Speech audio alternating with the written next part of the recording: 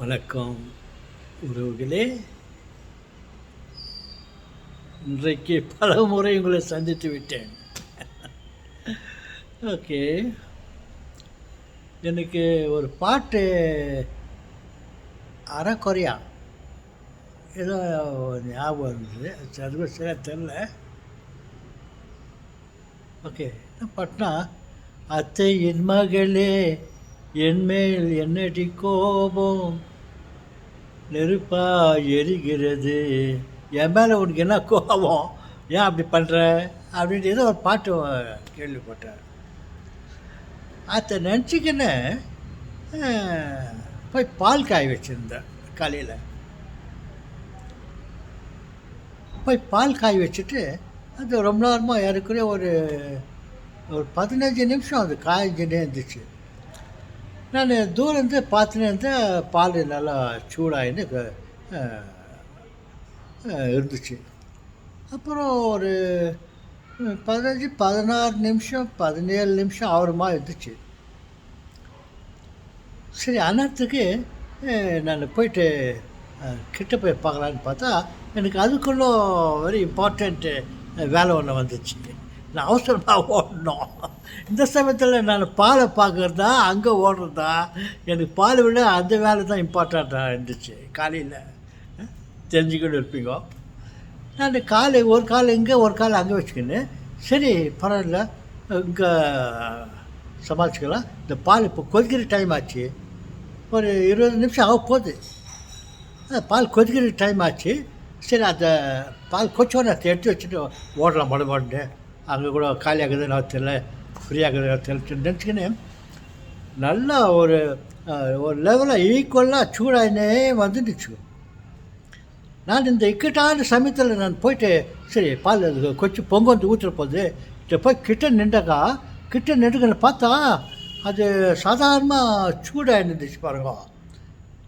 அது வேணும்னு என் நிலைமையை தெரிஞ்சுக்கின்னு வேணும்னு ஸ்லோவாக பால் கொச்சின்னு இருந்துச்சு. நான் அப்படியே என்னடா எங்கடா போகிறதுன்ட்டு யோசிச்சுருக்கிறேன். வேணும்னு இந்த பால் நிதானமாக நான் தூரத்தில் இருந்திருந்தாக்கா அது ஒரு நிமிஷத்தில் அது சூடாகிட்டு பொங்க வந்து ஊற்றிட்டுருக்கோம். நான் போய் கிட்ட நின்றுக்குன்னு சரி பொங்க வந்து ஊற்றுவோன்னு எடுத்து வச்சிடலான்னு சொல்லிட்டு நான் கிட்ட போய் நின்றுக்கிறேன். பாருங்க, அந்த ஒரு நிமிஷத்தில் அது எரிஞ்சு பொங்க வந்து ஊற்ற வேண்டிய பால் 2 நிமிஷத்துக்கு மேலே எடுத்துக்கிச்சு. என்னால் இங்கே 2 நிமிஷம் காக்க முடியுமா? அப்போ போய் நின்றுட்டுக்கிறேன். 2 நிமிஷம் ஆச்சு, அதுக்கு மேலேயும் ஆச்சு. நின்றுட்டுக்கிறேன். அப்பாவா போனால் போதுன்னு சொல்லிட்டு இந்த கொச்சி கீழே ஊற்றுச்சு. நான் அதை எடுத்து வச்சுட்டு ஒரே ஓட்டு என் வேலையை முடிச்சிட்டேன். பாருங்கள், அந்த பாலுக்கு என் மேலே என்ன கோபம். நான் அந்த பாட்டை நினச்சிக்கினே நான் இங்கே இந்த வேலை செய்திருந்தேன். அத்தை என் மகள் என் மேல் என்னடி கோபம் நெருப்பா எரிகிறதுன்ட்டு மாதிரி எல்லாத்தையும் அந்த பாட்டு ஞாபகம் வச்சு பாட்டுன்னு போனால் இதுக்கு நான் கோபம் தெரியல என் மேலே. நான் போய் அந்த மாதிரி இக்கட்டான நிலையில் எங்கேயும் அங்கேயும் இருக்கிற போது சமயத்தில் போய்ட்டு வச்சுக்கிறேன். கொதிக்கிட்டு எடுத்து வச்சு நான் பார்த்துருக்குறேன். நிதானமாக ஒரு இதில் சூடாயின வந்த பால் நாங்கள் போய் நின்று கொண்டு நிதான பந்து அப்பாடா சொல்லிவிட்டு நின்றா. அப்புறம் பால் பொங்கு வந்து ஊற்றி மடுன்னு ஓடி போய்ட்டு அதை கழுத்து வந்து நான் உள்ளே போயிட்டு அங்கே உட்காந்து யோசித்தேன். அந்த மனுஷனுக்கு அமைதியாக ஒரு விஷயத்தை பற்றி யோசிக்கணுன்னாக்கா அந்த இடம் தான் வெரி இம்பார்ட்டன்ட். அந்த இடத்துல தான் உட்காந்து நிம்மதியாக உட்காந்து அது இது யோசிச்சிருக்கலாம். வீட்டில் வெளியில் ரூமில் அங்கே வெளியெல்லாம் அமைதி இருக்காது. அது கக்கு ஸ்போனில் தான் அமைதி. அங்கே தான் நம்ம எது ஒன்றும் குறாறு யோசிச்சிருக்கலாம், யார் டிஸ்டர்ப் இல்லாத. அந்த மாதிரி சமயத்தில் என்னுடைய சிந்தையை எனக்கு வேலை கொடுத்தேன். ஏன் இந்த பால் எனக்கு இப்படி பண்ணிச்சு? நார்மலாக அது சூடாக இருக்கிற இது வந்துட்டு பால் கொச்சி கீழே ஊற்றுறோம். நான் அங்கே வரணும் அவசரத்தில் போய் நின்று இருக்கும்போது அப்படியே சூடாகினே இருந்து நான் கிட்ட போய் நின்று இருக்கும்போது அங்கே நின்றுச்சு பால் மெதுவாக சூடாச்சு. அதுக்கு எவ்வளோ லேட் பண்ண முடியுமோ அவ்வளோ லேட் பண்ணிருந்துச்சு. அதே அனல் தான், அது கம்மி பண்ணல ஜாஸ்தி பண்ணல. அப்படி ரைஸ் ஆனேச்சு சூடு இல்லையா. நான் கிட்ட போய் நின்றுக்கின்னு சரி பால் கொஞ்சோன்னு எடுத்து வச்சுட்டு அங்கே ஓடலாம்னு சொல்லிவிட்டு நான் போய் நிற்கிறேன். அப்படியே இருக்குது மெதுவாக ஆமை வேகத்தில் அது சூடாகிட்டு அப்புறம் ஊற்றி ஏன் எனக்கு இந்த பால் இப்படி பண்ணிச்சு, இதில் என்ன மர்மம் இருக்குதுன்ட்டு நான் உக்காந்துக்கிட்டு அமைதியாக யோசிச்சுருந்தேன். அப்புறம் கண்டுபிடிச்சிட்டேன். என்ன விஷயம்னாக்கா அங்கே நார்மல் கிச்சனில் நார்மல் டெம்பரேச்சர் இருந்துச்சு. இந்த அனலில் சூடில் பால் கொச்சினே வந்து நின்றுச்சு.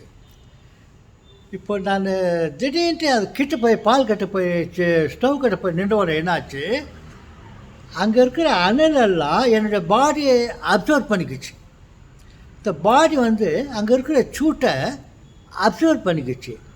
இப்போ பால் காய வைக்கிறதுக்கு அது சூடான இந்த அனல் அந்த பால் தேக்ஸாவுக்கு போகாமல் அது என்னுடைய பாடி அந்த சூட்டெல்லாம் பிக்கப் பண்ணிக்கிச்சு. அது சூடெல்லாம் பாடிக்கு பிக்கப் பண்ணிக்கின்னு அப்புறமா அது கொஞ்சம் கொஞ்சமாக சூடாச்சு. இவ்வளோ பேர் பாடிக்கு அவ்வளோ சூடு புதுசாக நான் போய் நின்ற உடனே அந்த அனலெல்லாம் என் மேலே பட்டுக்குன்னு பாலுக்கு போகாமல் என்னுடைய பாடி அட்டாக் பண்ணினா அங்கே சூட் பண்ணிச்சு. அப்போ தெரிஞ்சுக்கிட்டேன், ஓ இதடா ரீசன்னு, இந்த பாலுக்கு என் மேலே என்ன கோபம்.